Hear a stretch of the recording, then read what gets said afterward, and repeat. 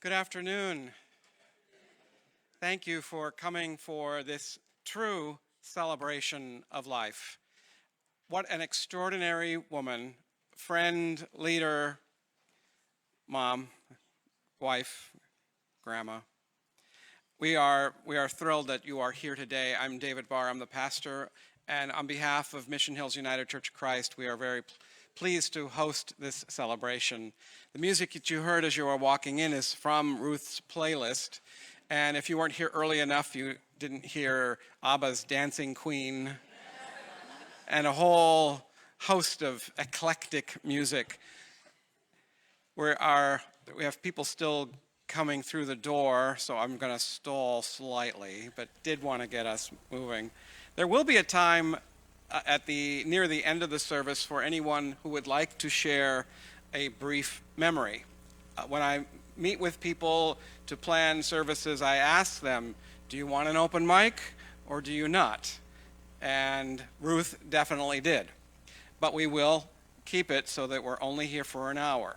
So if you really wanted to do it, it means you need to come down where it says sharing of memories later.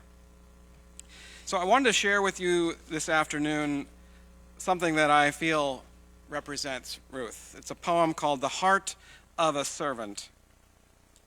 Not found in power or recognition, the heart of a servant is found in presence, in the willingness to be interrupted by another's need. The heart of a servant turns toward what is needed and stays, not to be noticed. It doesn't keep count. And it is in life lived for others that you come face to face with God. And for the choir.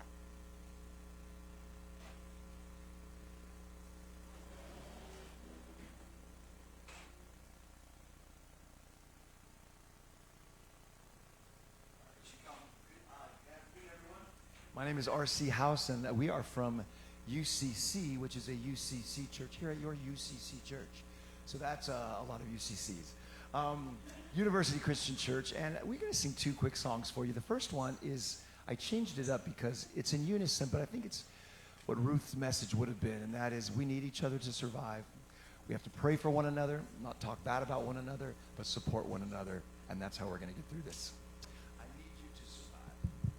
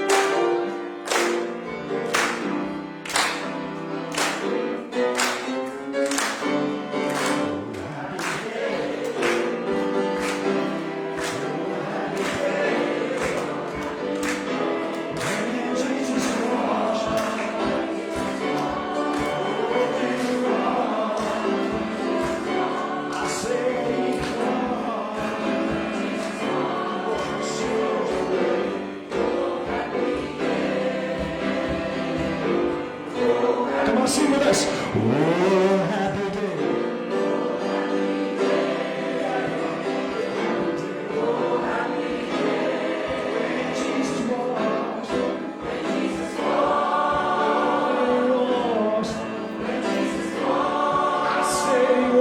You see?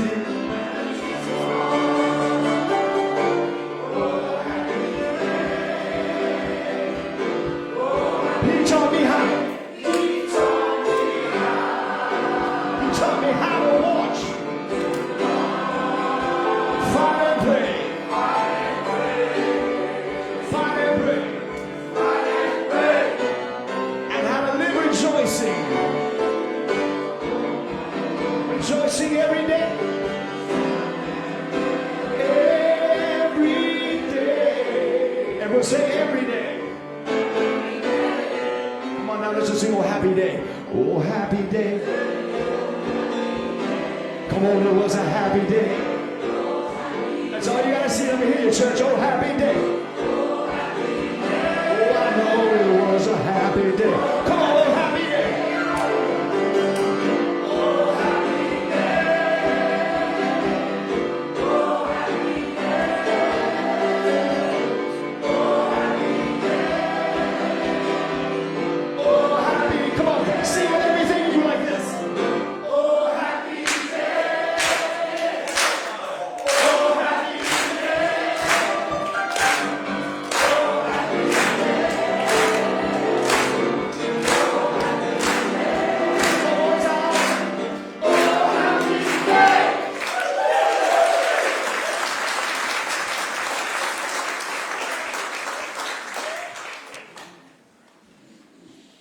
We wanted a celebration today. Thank you for opening us so well in that way. I'm sure that this was on Ruth's playlist, which I can't tell you how long and extensive it was. So once again, the heart of a servant is not found in power or recognition. The heart of a servant is found in presence, in the willingness to be interrupted by another's need. The heart of a servant turns toward what is needed and stays, not to be noticed, does not keep count. It is in a life lived for others that you come face to face with God. Does that sound like her? I recognize immediately within this woman the embodiment of the heart of a servant. She began by noticing, you know the story, a regular at the huddle who didn't show up. And she found out why, and when she learned he was too sick to come in, too sick to even eat, she said something that changed everything. If I had known, I would have brought him food. To someone living with AIDS that others were still afraid of. And that was it. She didn't start with a plan or a vision for the future of a nonprofit organization. With the heart of a servant, Ruth allowed her busy life running a diner and raising a family to be interrupted. All, of course, with the support of her partner in life, Bob, right there by her side, another servant.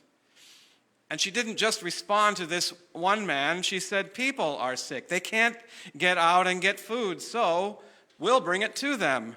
And what began as bringing food to one man then became, 20, then hundreds, then thousands of meals over 34 years and counting.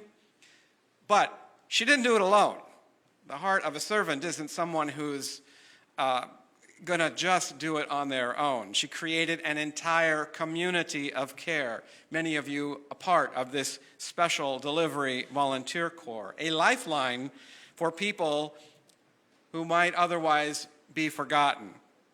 She didn't want to be noticed, we know this, but how could we not? How could the world not notice Ruth? As we know, she was featured as a CNN hometown hero in 2009. She had already received the President's Volunteer Action Award from President Bill Clinton in 1993. And among her many honors, I love that she served as the San Diego LGBTQ Pride Community Grand Marshal in 2008.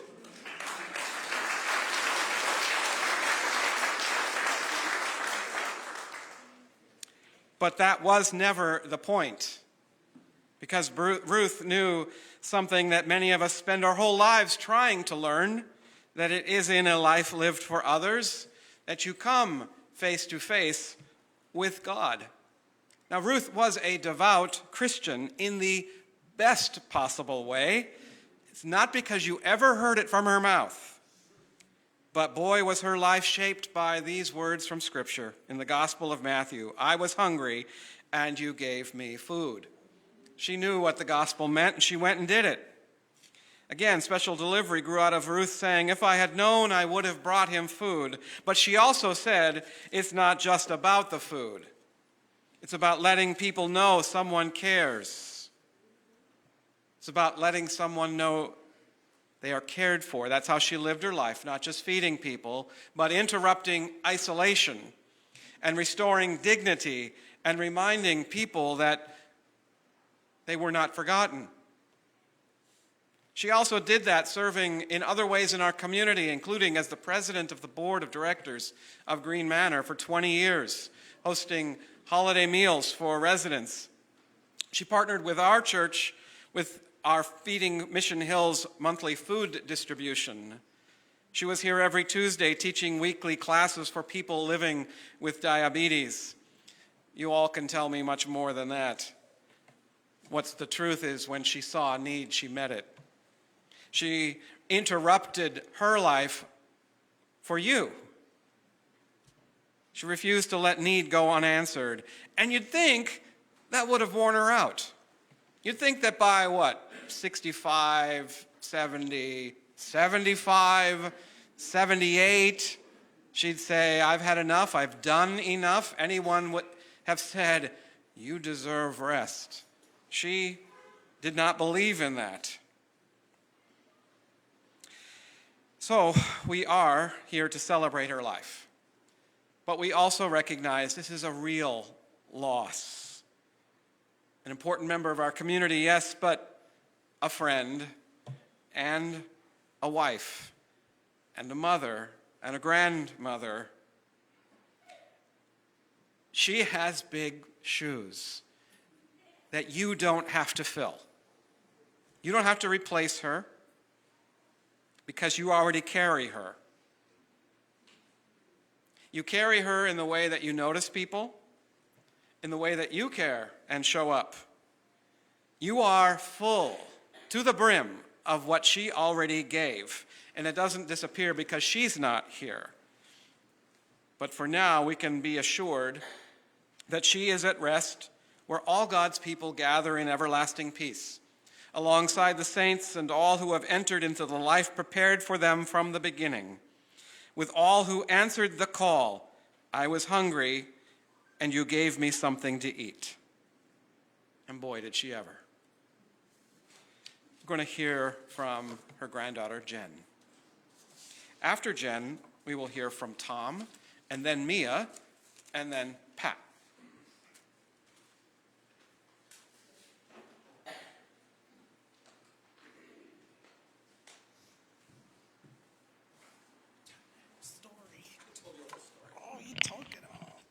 Wish me luck. He just said most of it. And she asked for this, so just so you know. Good afternoon. Thank you guys all for being here. My name is Jennifer Carranza. I had the incredible privilege of being Ruth's granddaughter.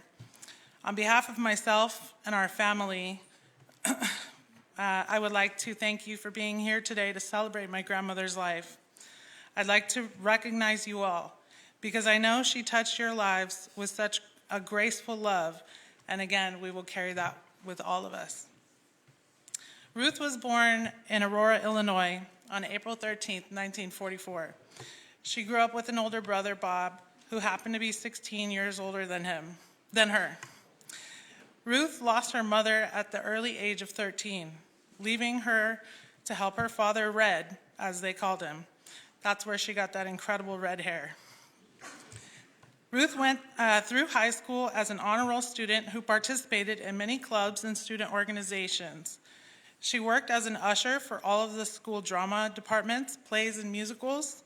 She volunteered with the men's basketball team, taking down stats during home games. And most of this I learned after she passed by going through her things and locating her entire youth scrapbook. She kept everything. Every game listed in the newspaper, every play, program, and especially all of her report cards. Straight A's, I would have saved those too.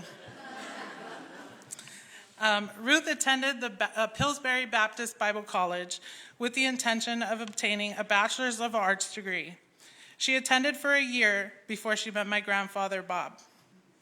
They were then married December 19, 1965. About 10 months later, their first child, and as she would say, her favorite son, was born. My Uncle Dan was living his best life as an only child for about 19 months until he was joined by his lovely sister Janet, my mom. The family of four lived on a farm in Big Rock, Illinois, while Bob worked as a farmhand for many years. Most people don't know this about my grandparents, but it's not surprising given how big their hearts are. But they were foster parents. Bob and Ruth fostered children, 4 that I know about, in Illinois. The family had vacationed in San Diego to visit Terry, Bob's sister. These vacations were where Ruth fell in love with the city, and rightfully so. She wanted to move here immediately, but the move didn't happen until December 1979. Prior to the move, she worked at McDonald's in Illinois and brought those skills to San Diego, working in the dining room of the Huddle for tips for her sister-in-law. From 1981 to 86, Ruth leased and operated the Huddle at the Y inside the Armed Services YMCA downtown, with the help of Janet and Daniel cooking and waitressing. Now, we'll just say 1986 was a big year for her. She and Bob were also given the opportunity to run the Huddle on Goldfinch as well as the YMCA. In addition to that, she and Bob also became grandparents for the first time. I was born. We always used to laugh and say things were all about me. But the truth is, she made it that way. In 1991, she saw a need. She had a customer in the Huddle who came in daily for meals, his only meal of the day, in fact. And he shared that with Ruth along with his AIDS diagnosis. So if he wasn't in, he wasn't eating. One day, he stopped coming in. She only knew him by his first name, no last name, no address, nothing. She only had the other customers that would be in around the same time to ask if they knew anything about him. No one knew where he was. It bothered her. She knew in her heart all along, God's gift to her was her ability to cook. Putting the two together, she vowed never to let anyone she knew go hungry again. And that is why we are all gathered here today. Oh, my pages are out of order.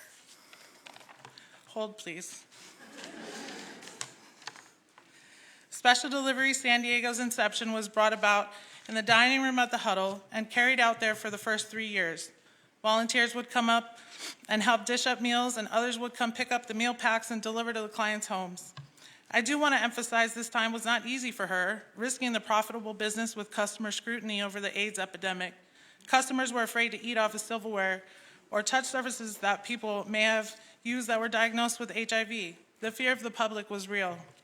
God heard her prayers and provided a separate space for her to set up Special Delivery next door. The 501c3 was a volunteer-driven nonprofit preparing and delivering fresh, nutritious meals to men, women, and children living or affected by AIDS. Here we are 34 years later. And by the grace of God and the work of many towards a common goal, still serving our community. Yes.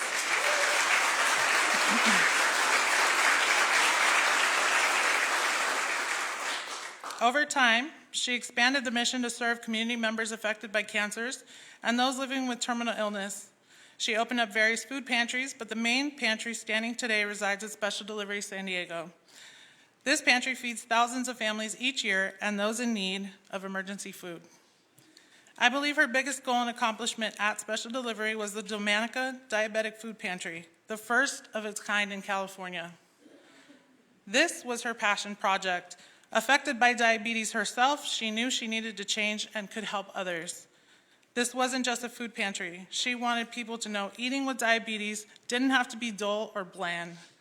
She started with each person having to attend an educational class, about diabetes for 30 minutes, and directly after the class, they would shop at the diabetic food pantry. The pantry had items that were specific to her goals with them. Her initial educational classes included cooking demonstrations and tastings. She earned their buy-in and provided those items in the grocery bags. But in all of this, ultimately, she built a community. A group of strangers who became friends and would grow together, but not in the belt size. That group collectively had lost over 500 pounds after 3 years.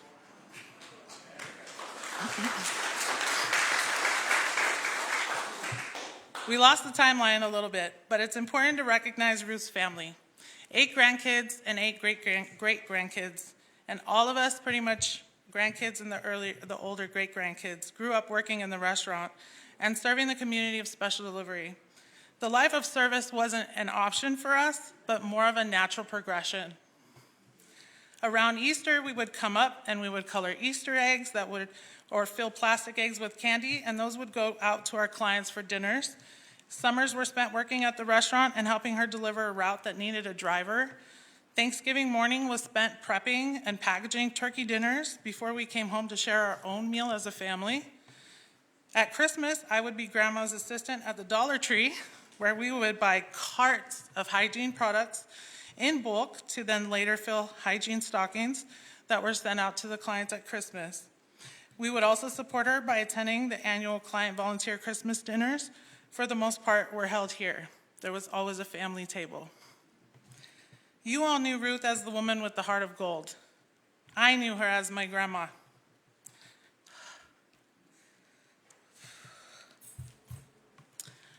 As a young child, I spent the most time at the huddle and with my grandparents. I spent nights at their house in preparation to be out of the house in the morning at 4:30 with Grandpa. We used to leave her love notes, letting her know that we were there and we needed her to be our alarm clock, right? I only found those recently because she saved all of them. She was our biggest cheerleader and championed our ambitions. She always used to tell me, "Jen, you can do anything you want in this life, even be president." I guess anything's possible.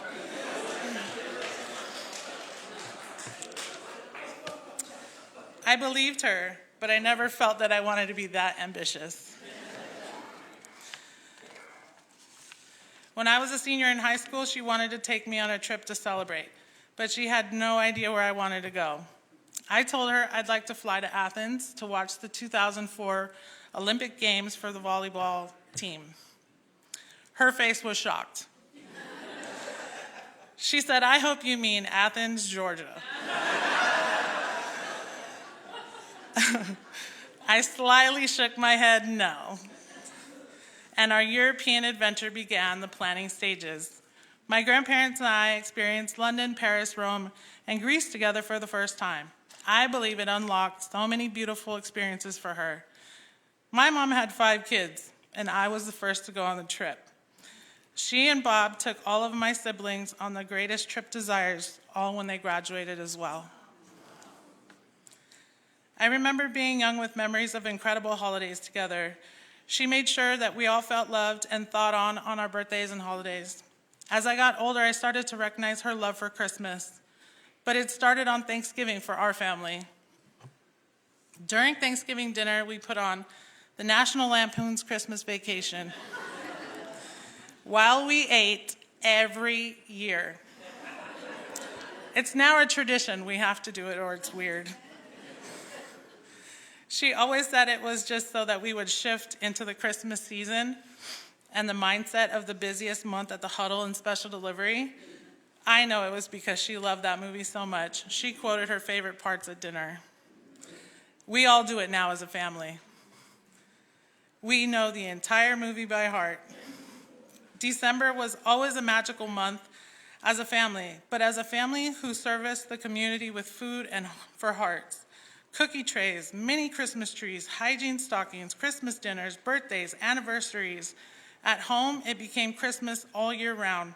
She kept up her Christmas village one year, and it turned into many years. not because she was too lazy to put it away, but because it brought her so much joy. She has the largest collection of Christmas decor I have ever seen. So we brought some of it here to show you today. Her legacy is what has brought us together today. Look to your left and look to your right. You each felt the same love from her, no matter your circumstances or your role in her life. That love was genuine and always the same, no matter who she came across. She was the queen of second chances. You will see 2 tables set up with photos and accolades. I think it's more like 3. She was a recipient of the President's Award from Bill Clinton and a 2019 CNN Heroes Community Hero, and so many others. Ruth hated the spotlight because the real work was with all of you. Day in and day out, serving others and following her life's purpose. But with this type of work and service to her community, the awards came, the proclamations came, and in hindsight, it was to continue the mission. The world, or at least our little corner of the world, needed to be aware of what was going on here and how they could support her, and I think that was also a part of the work. We didn't get to 34 years by chance. I honestly could go on, and I feel like I've only skimmed the surface with talking about her, but I have a time limit. And we're actually here for you guys today. I ask that when the time comes to share your stories with us, share with us how she touched your heart or how she was able to impact your life. She was such a pivotal person in my life, the person I would go to for most things. And so her being gone over 3.5 months now, I still miss her every day. I know that I will continue to miss her every day, but I will do my best to live in my purpose the way that she demonstrated in her all of my life.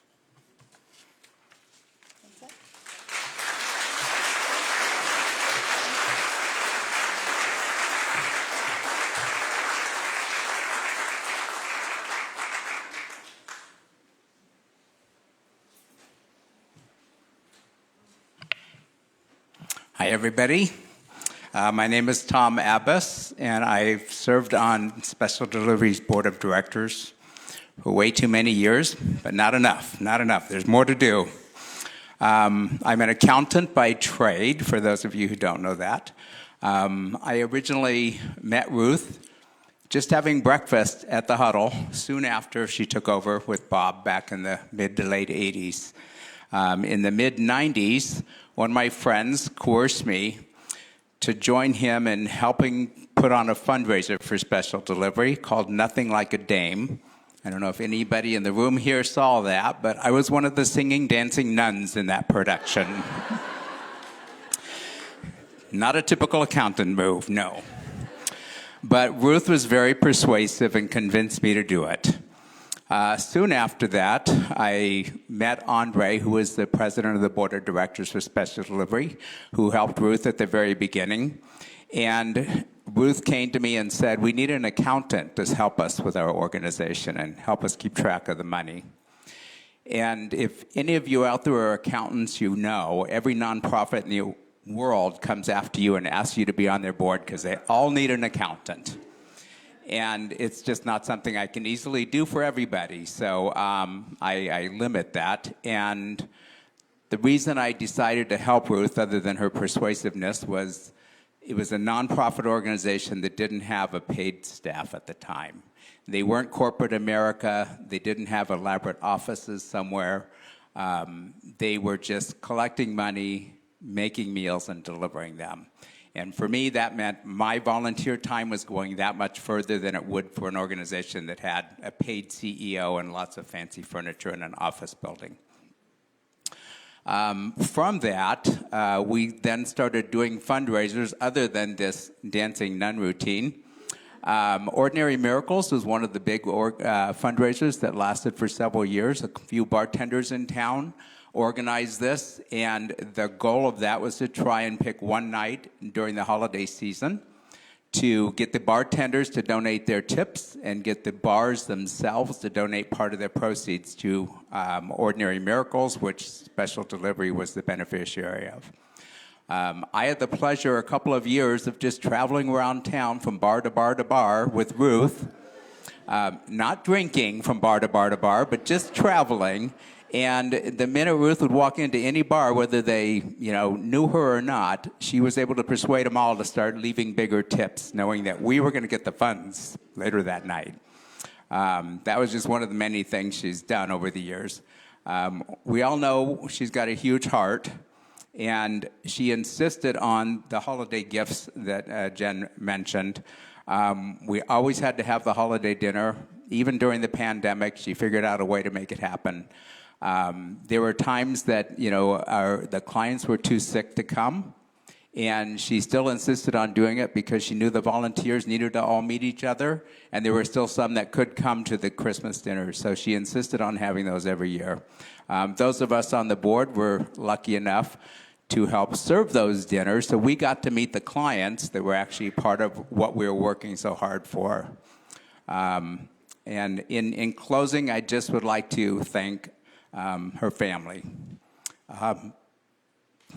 Bob, Dan, Janet, all the grandkids, you guys gave up much of your life so that we could all have Ruth helping us in our lives.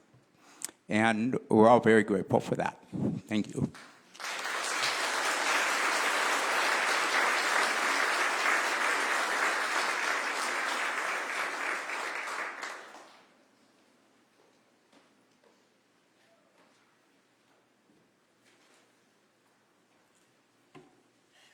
Hello, my name is Maria Severson. Most people call me Mia. And I know most of you know Ruth for having done the special delivery and the other wonderful things we've heard of. She had a way of recognizing the needs of people, and she had what I'll call good energy. Good energy. But I mean that a little bit differently, because I came to know Ruth through representing her as a lawyer with my partner, Mike Aguirre, on energy cases. So she recognized not only that folks in her community needed meals, but they might have economic issues where paying high energy rates is a real issue. Are they going to have money for food? Are they going to have money for their medicine? Or are they going to keep their lights on? And so it is in that context that I came to know Ruth. Now, my law partner, Mike Aguirre, some of you may know, and he wanted to be here today, but he had a family issue that precluded him from being here. But he's known her for 30 years. And he lives in the Bankers Hill community. His kids would go to the huddle before school every day, apparently, and when they were little. And so the whole family got to know Ruth. And he came to find out from sitting there at the huddle talking with her that she was interested in justice issues, serving others. So now I want to take you back to the year 1999, 2000. There was the energy deregulation. Electricity prices in San Diego tripled.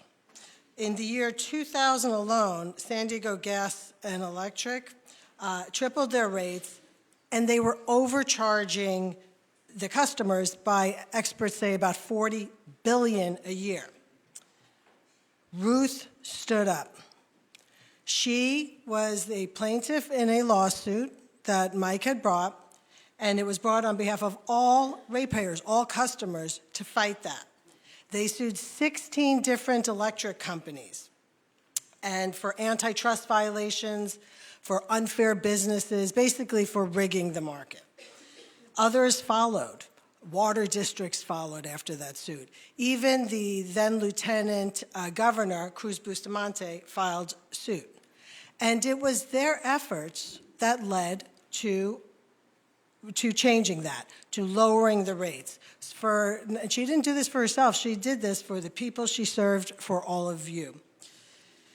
Now, she did this also in spite of any retaliation. You know, these are big power companies, very powerful people, okay? And she, for many years thereafter, was the lead, what we call intervener, in cases before the California Public Utility Commission. And that is how I represented her in many of those. Now, as you can imagine, when you're challenging powerful interests like our utility companies, the media sometimes wants to get involved and cover it. It's public news. And so the media would want to speak to Ruth. And so Mike would tell her, she said, what do I say? You know, what do I say? So Mike would give her some talking points to get the messaging across. But apparently, she would never say it. Okay. She would use her own words, which always proved to be better. They were genuine and from the heart because she believed in what she was doing. There's, oh, by the way, she's actually in a law review article that's published nationally, the case. I don't think many of you know this about her, so I'm happy to share that. So let's now go from 2000 to 2007. If you remember, there were some catastrophic wildfires that happened in our communities. Hundreds of homes, ruined, people were displaced. And that was caused by, it was found to be from the evidence, San Diego Gas and Electric. San Diego Gas and Electric had to pay victims, but they were about $379 million short. So they went to the Public Utility Commission and said, we want to charge that to ratepayers because as shareholders, we don't want to do that. So let's put it on the ratepayers. Well, Ruth once again stepped up. And so we were successful at the Public Utility Commission.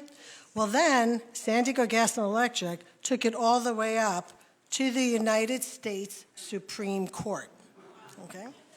And we, for Ruth, filed a response, and that's what this is.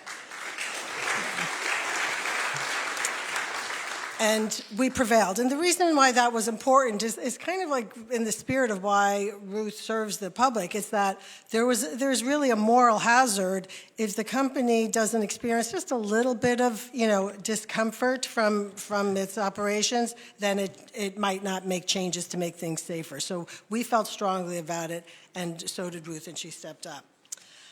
Finally, one other case that she was involved in is the San Onofre case. So San Onofre is a nuclear power plant. When you drive up the 5, right after Camp Pendleton, you see I'll call them domes. Some people call them other things. So they had, San Diego Gas and Electric and Southern California Edison, they had gotten new steam generators. They did so in a way that was hurried. They ordered ones that would never work, and they said, no, we're going to do it anyway. So they spent a lot of money on these generators that were supposed to last 40 years. They lasted 1 year. Then the corporate executives said, hey, we don't want to pay for this, with shareholder money. So they wanted, again, put that on ratepayers to the tune of $5 billion. Okay, Ruth stepped up again. With that, we were successful in reducing how much you all paid her community here and larger to the tune of $775 million less. So every time you go by those domes, then you can think of Ruth. So in closing, what I would just like to say is, as someone who's a Christian, practicing Catholic, I'm so moved by her, and I didn't spend a lot of time with her, but it honestly is my honor to be here today and an honor to have represented her. And I'm humbled by her lesson, and I aspire to be as she was. Thank you.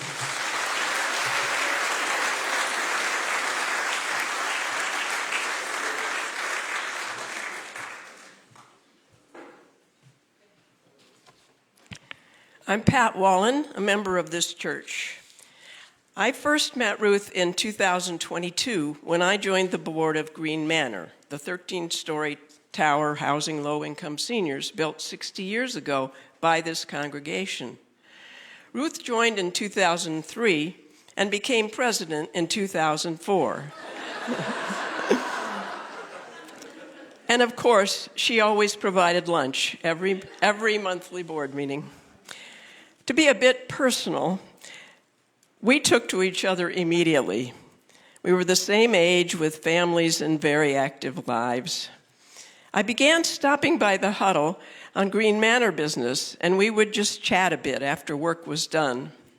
Soon my visits were just to chat. Ruth confided in me that she never really had time for girlfriends, nor had I until I retired. And we immediately agreed that was indeed what we were. Henceforth, we always greeted each other, "Hey, girlfriend." We had several long talks in which we shared our hopes and dreams. Yes, at 80, you still have hopes and dreams. After 20 years at the helm of Green Manor, Ruth stepped away, but by then, her leadership, passion, and vision, and the board had grown and begun to dream big. Inspired by Ruth's devotion, we expanded our mission. We created a nonprofit, Green Vistas, that then partnered with the Red Group with the intention of supporting many future developments to increase housing for more low-income seniors. Green Vistas also makes contributions to other nonprofit organizations providing services for seniors. This past fall, we made a grant to Special Delivery, among others. I'm delighted to share with you that by next winter, Green Vistas will be breaking ground on a new building in Hillcrest to house 75 units for low-income seniors.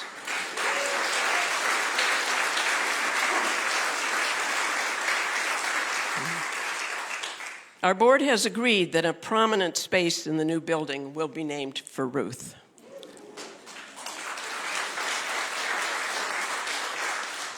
Although not a member of the church, she was very much a part of our community. She was the person who partnered with this church in 2010 to have a monthly food distribution in our parking lot. She set us up with Feeding San Diego to pick up produce, canned goods, and other food, and she and Bob continued this service each month until her health started to decline. Her diabetes workshop was held here weekly. Ruth was always about service, and if it was possible, she found a way. It was never about recognition. She simply wanted to serve whatever the environment was, big or small. She was modest and joyful, and seeming to take pleasure from wherever she was and whomever she was with. Ruth was one of the most remarkable women I've ever met. I consider myself so fortunate to have had her in my life, if only briefly. Hey, girlfriend, we miss you. We thank you, we love you, and we salute you.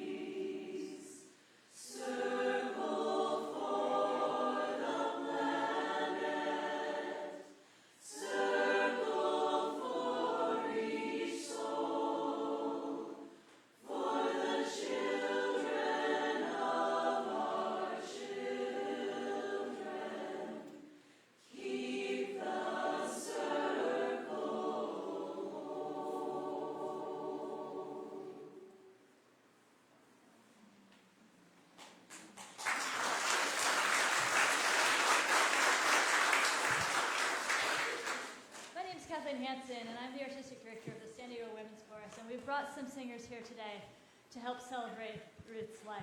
We've heard today, and we know how important community was. And so we've chosen some music today to help celebrate this spirit of welcoming in strangers and providing for one another.